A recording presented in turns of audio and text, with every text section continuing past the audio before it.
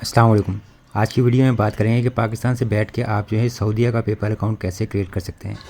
तो देखिए इसमें आपको सबसे पहले paypal.com/SA पर जाना है। SA का मतलब सऊदी अरेबिया है।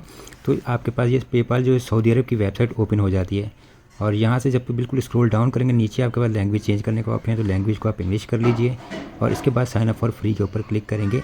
तो यहाँ से आपने बिज़नेस अकाउंट क्रिएट करना है, क्योंकि पर्सनल अकाउंट अगर करेंगे तो उसके लिए आपको सऊदीया का फ़ोन नंबर चाहिए, तो जो आपके पास नहीं होता। तो बिज़नेस अकाउंट है इसलिए हम क्रिएट करेंगे, इसमें हम पाकिस्तान का फ़ोन नंबर ऐड कर सकते हैं। यहाँ पे आपने अपना first name, last name, email और पासवर्ड लिखना है और इसके बाद यू रीड एंड एग्री वाला ऑप्शन सेलेक्ट करना है और एग्री एंड क्रिएट अकाउंट के ऊपर क्लिक कर देना है।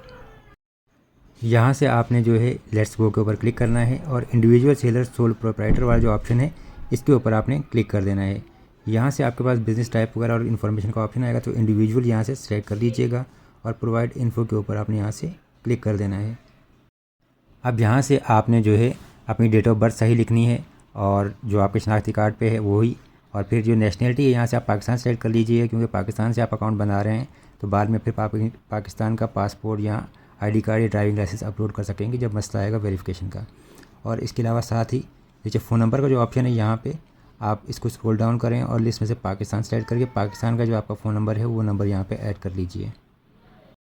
अब नीचे आपने जो है सऊदीया का एड्रेस ऐड करना है। आप अपने किसी दोस्त रिश्तेदार से ये एड्रेस ले सकते हैं, या अगर आप गूगल में जाकर सर्च करेंगे तो आपको पता चलेगा कि सऊदीया का एड्रेस फॉर्मेट कैसा होता है और वो यहाँ पर आप ऐड कर सकते हैं।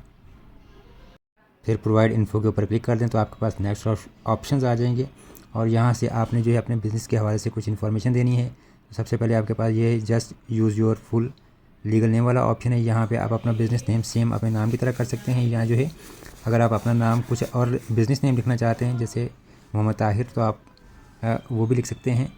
और उसके बाद फिर आपके पास यहाँ पे बिज़नेस रजिस्ट्रेशन नंबर और कुछ मज़ीद डिटेल्स भी आ रही हैं।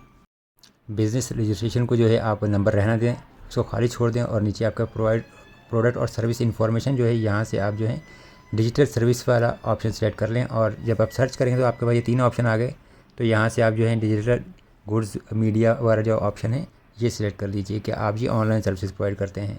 अच्छा, यहाँ पे नीचे लिखा हुआ है कि do you have a website, तो अगर आपकी वेबसाइट है तो आप येस करके उसका डिटेल दे दें, अगर नहीं है तो आप नो कर दीजिए। बिज़नेस एड्रेस की जगह पे सिंपल मैंने सेम जो है रेजिडेंशियल एड्रेस वाला ऑप्शन ही सिलेक्ट कर दिया है और यहाँ से आप कंटिन्यू कर लीजिए। यहाँ से आप गो टू होम पेज के ऊपर क्लिक करें और आगे आपके पास जो आपके अकाउंट की डिटेल्स वगैरह हैं वो यहाँ पे शो होंगी। अब इसमें आपके पास देखिए आपका जो प्रोफाइल वेरीफाइड आ रहा है, लेकिन कंफर्म योर ईमेल लिखा हुआ है। तो आपने अपने ईमेल इनबॉक्स को चेक करना है, वहाँ पे पेपाल की तरफ से आपके पास ईमेल आई होगी, तो उस पर आपने क्लिक करना है और अपनी ईमेल को कंफर्म कर लेना है। यहाँ से आप मेन्यू के ऊपर जाएँ, ये जो 3 लाइनें हैं और आपका पे एंड गेट पेड का ऑप्शन है, इसके ऊपर यहाँ से क्लिक कर दीजिए।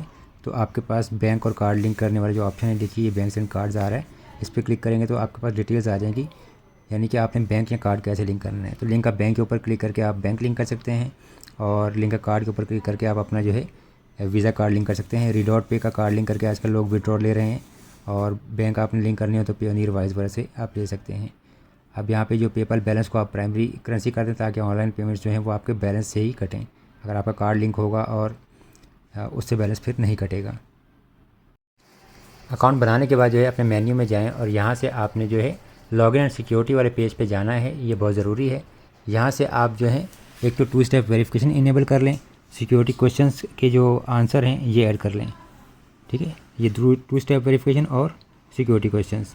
अब यहाँ पे आप जो है 2 सवाल सेलेक्ट करें अपनी मर्ज़ी के और उनके जवाब ऐड कर लें। इसका फ़ायदा ये होगा कि बाद में अगर आपके अकाउंट में किसी किस्म का कोई मसला आता है या लॉगिन वगैरह का थोड़ा इशू आता है तो ये सवालों के जवाब देके जो है आप अपने इश्यूज़ वगैरह को रिजॉल्व करवा सकते हैं पेपाल सपोर्ट के ज़रिए भी। और बाद कर ये आंसर ऐड करके डायरेक्टली आपका पेपाल अकाउंट भी लॉगिन हो जाता है या पासवर्ड भी रीसेट हो जाता है।